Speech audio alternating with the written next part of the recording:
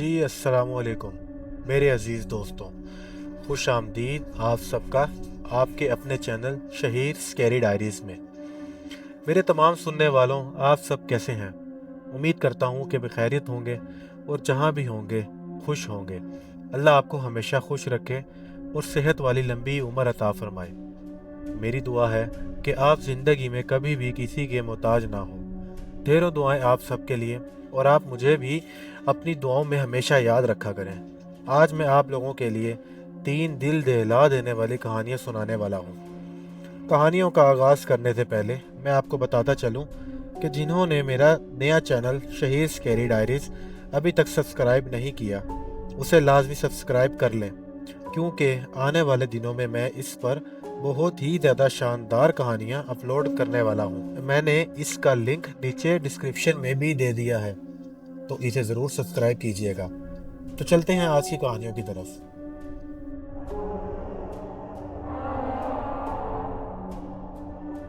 अस्सलाम वालेकुम शहीर भाई, क्या हाल है? उम्मीद है आप खैरियत से होंगे। मैं आपसे अपना एक वाक़या शेयर करना चाहता हूँ जो 2017 में पेश आया था। मैं और मेरा दोस्त अली, हम दोनों इस्लामाबाद में इंजीनियरिंग कर रहे थे। हमारा हॉस्टल यूनिवर्सिटी के बिल्कुल सामने एक इलाका है, टटा बख्तावर। वहाँ एक हॉस्टल सिटी है। वहाँ बहुत ज़्यादा हॉस्टल्स बने हुए हैं और हम भी वहीं रहते थे। यह हमारा पहला सेमेस्टर था और एक दिन हमारे वार्डन के साथ कुछ तल्ख कलामी हो गई। हमने सोचा कि फ़ौरन अपना हॉस्टल बदल लेते हैं। वहाँ आखिर में एक हॉस्टल था जिसका नाम मैं नहीं बता सकता। हम इस हॉस्टल में गए और वार्डन से कहा कि हमें अभी एक कमरा चाहिए, हमें फ़ौरन शिफ्ट होना है। उन्होंने माजरत की कि सारे कमरे तो बुक हैं। एक सेमेस्टर के लिए पूरा कमरा बुक होता है और अभी सेमेस्टर ख़त्म नहीं हुआ। खैर, हमने बहुत मिन्नत की कि हम अपना सामान भी साथ लाए हैं। हम 2 लोग हैं, आप जैसे तैसे करके कहीं भी हमें जगह दे दें।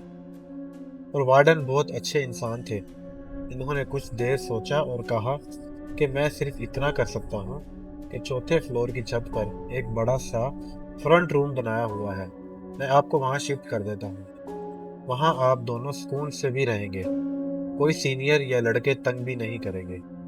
ये एक पुरसुकून कमरा है, आप मुझे थोड़ा सा वक्त दें, मैं उसकी सफाई करवा देता हूँ। हमने हामी भर दी क्योंकि हम इस वक्त बहुत मजबूर थे। हम थोड़ी देर इंतज़ार करते रहे और मैंने अली से कहा कि मैं ऊपर जाकर कमरा देख लेता हूँ। मैं एक मुलाजिम के साथ ऊपर गया और उससे पूछा कि जब आप लोग यहाँ काम करते हैं तो इस कमरे में क्यों नहीं रहते, क्योंकि इसकी हालत देखकर लग रहा था ये काफ़ी अरसे से बंद है। वो बोला, हमें बहुत काम होता है और हम बार बार ऊपर नीचे नहीं आ जा सकते, थक जाते हैं, इसलिए हमने नीचे दफ्तर में ही गद्दे बिछा रखे हैं और वहीं सो जाते हैं। इस वजह से ये कमरा खाली पड़ा रहता है। मुझे ये बात कुछ अजीब लगी क्योंकि कमरे में बहुत ज़्यादा जाले लगे थे, जैसे ये काफ़ी अरसे से इस्तेमाल में ना आया। खैर, इस मुलाजिम ने बहुत ताउन किया और कमरे की सफाई की। मैं उसके साथ खड़ा रहा। उसने वहाँ पर गद्दे बिछाए और फिर मैं और अली दोनों वहाँ रहने लगे। चूँकि वो कमरा 4थी मंजिल पर था और वहाँ ज़्यादा किसी का आना जाना नहीं होता था, तो होता कुछ यूँ है कि मैं इन दिनों आयत करीमा की तस्बीह किया करता था। किसी ने मुझे कहा था कि अपने मसाइल के हल के लिए उसे खुली तादाद में पढ़ा करो, तो मैं कमरे से निकलकर छत पर खुले आसमान के नीचे बहुत ज़्यादा आयत करीमा का विर्द किया करता था। अक्सर मेरे जहन में शरारत आ जाती थी। मैं अली को बहुत तंग करता था। ये बिल्कुल सच्ची बात है जो मैं आपको बता रहा हूँ। मैं अली से मजाक में कहता था कि मैं जो अभी तस्बीहात पढ़ रहा हूँ, किसी दिन यहाँ जिन्नात की हाज़िरी हो जाएगी। मैं ये मजाक में कहा करता था, मुझे नहीं पता था कि इसके नताइज इतने संगीन हो सकते हैं। वो मैं आपको आगे चलकर बताता हूँ। एक रात मामूल के मुताबिक मैंने अपनी तस्बीह मुकम्मल की और उसी तरह अली से मजाक किया और अपनी जगह पर जाकर लेट गया। हम लोग गद्दों पर सोते थे। मेरा गद्दा दीवार के साथ था और उसके साथ अली का गद्दा। बातें करते करते ना जाने कब हमें नींद आ गई। وہ اپنے لیپ ٹاپ پر کچھ کام کر رہا تھا۔ میں نیند میں ہی تھا۔ کچھ دیر گزری ہوگی، مجھے اس وقت کا اندازہ نہیں کہ کیا وقت تھا۔ مجھے نیند میں بار بار دروازہ کھلنے اور بند ہونے کی آواز آئی، جیسے کوئی بار بار دروازہ کھول رہا ہو اور بند کر رہا ہو۔ میں آج بھی یاد کرتا ہوں کہ میرے رونگٹے کھڑے ہو جاتے ہیں۔ میں نیند سے بیدار ہوا اور مجھے باقاعدہ طور پر محسوس ہوا کہ کوئی دروازہ کھول اور بند کر رہا ہے، جبکہ مجھے اچھی طرح یاد ہے کہ علی سونے سے پہلے دروازہ لاک کرتا تھا، اور ہوا کا دباؤ اتنا تیز کبھی نہیں ہو سکتا تھا کہ وہ دروازہ مکمل طور پر کھلتا اور پھر بند ہو جاتا۔ آپ جانتے ہیں کہ جو ہینڈل لاک ہوتا ہے وہ بند ہو جائے تو اسے دوبارہ کھولنا پڑتا ہے، وہ ہوا سے نہیں کھل سکتا۔ تقریباً 5 سے 6 منٹ تک یہ سلسلہ مسلسل جاری رہا، اور اس کے تھوڑی دیر بعد ہی واش روم کا دروازہ بھی اسی طرح کھلنے اور بند ہونے لگا۔ اس وقت مجھ میں اتنی ہمت نہیں تھی کہ میں اپنے منہ سے چادر ہٹاؤں۔ مارچ کا موسم اسلام آباد میں بہتر ہوتا ہے تو ہم چادر اوڑھ کر سوتے ہیں۔ میں بالکل سکتے میں تھا اور مجھے سمجھ نہیں آ رہی تھی کہ چادر کو اپنے اوپر سے ہٹاؤں یا علی سے کوئی بات کروں۔ اسی اثنا میں علی نے مجھے خود آواز دی اور بہت ڈرتے اور کانپتے ہوئے بہت دھیمی آواز میں پوچھا کہ کامران جاگ رہے ہو؟ اس وقت مجھے تھوڑا ہوش آیا اور ڈر بھی تھا، تو میں نے اسے کہا، ہاں میں جاگ رہا ہوں۔ اس نے چادر کے اندر سے ہی، کیونکہ اس کے اوپر دوسری چادر تھی، میرا ہاتھ پکڑا اور پوچھا، یہ سب کیا ہو رہا ہے؟ میں بھی ڈرا ہوا تھا، تو میں نے کہا، مجھے خود بھی سمجھ نہیں آ رہی۔ اس وقت ہم دونوں پر ایسی کیفیت طاری تھی کہ نہ تو ہم اٹھ سکتے تھے اور نہ ہی اپنا موبائل اٹھا کر وقت دیکھ سکتے تھے، اور تقریباً آدھے گھنٹے تک وہ یوں ہی دروازہ کھلتا اور بند ہوتا رہا۔ ہم ابھی یہ بات سوچ ہی رہے تھے کہ اس کے بعد جیسے بہت ہی بھیانک قسم کی چیلیں ہوتی ہیں یا اس سے ملتی جلتی کوئی مخلوق، ہمیں ایسا لگا کہ وہ ہمارے کمرے کے اندر ہیں اور ہمارے کمرے میں آ کر بہت ہی بھیانک آواز نکال رہی ہیں۔ اس وقت ہماری بالکل بس ہو گئی تھی۔ مجھے لگا کہ میں جو مذاق کرتا تھا اور یہ جو تسبیح پڑھتا تھا، آج واقعی وہ یہ سب کچھ سچ ہوا ہے۔ میں آیت الکرسی کا ورد کرتا رہا، مجھے پسینے آنے لگے اور علی کا ہاتھ بھی مضبوطی سے پکڑا ہوا تھا۔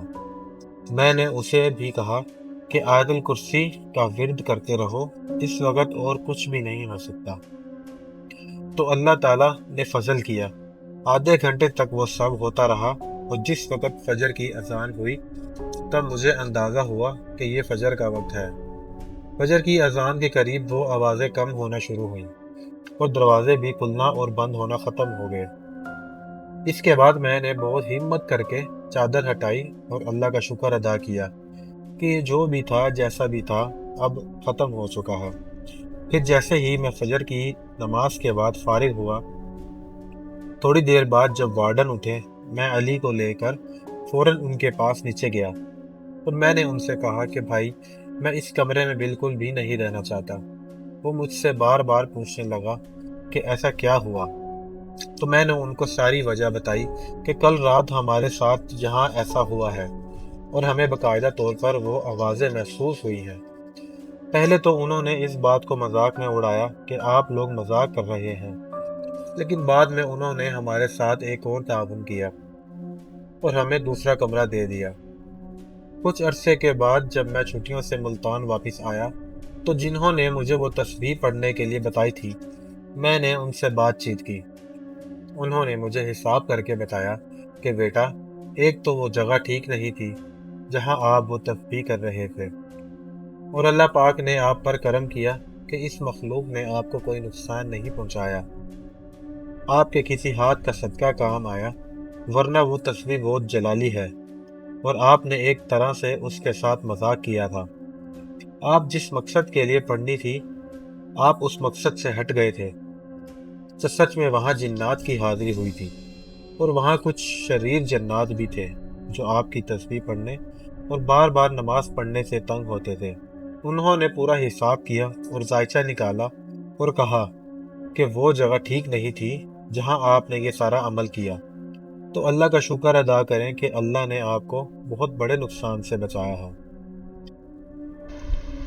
ہماری پہلی کہانی ختم ہوتی ہے۔ اگر آپ کو ہماری کہانی اچھی لگی ہو تو کمنٹس میں اپنی رائے ضرور دیں۔ شکریہ۔ چلتے ہیں ہم دوسری کہانی کی طرف، جو کہ ہمارے ایک سبسکرائبر نے ہمیں ای میل کی ہے اور وہ بکھر سے تعلق رکھتے ہیں۔ تو شروع کرتے ہیں۔